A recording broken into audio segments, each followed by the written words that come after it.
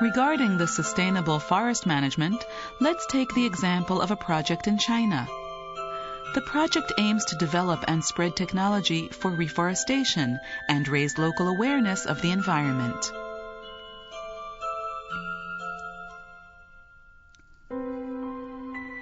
The growth of the yellow sand problem, as well as constant floods and other natural disasters, are thought to be the result of deforestation throughout China.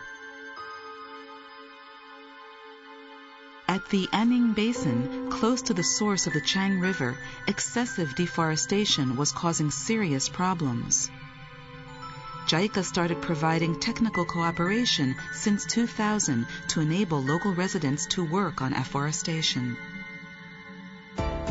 The project was joined by local organizations such as the Forestry Service and Forest Science and Technology Research Stations. Members have worked on forest nursery afforestation and the extension of these technologies.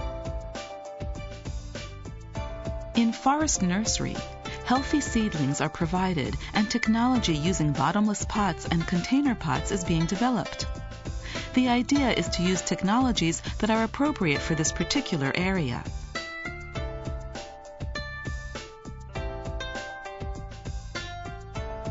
In terms of afforestation, simple forest conservation technology such as bamboo and straw mats are being used to help planting in difficult areas.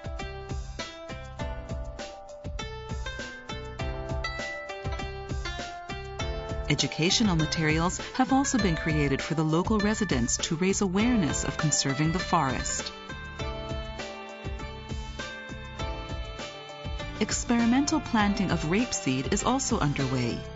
Rape is an economic crop that provides a secure income which doesn't depend on overusing the forest resources.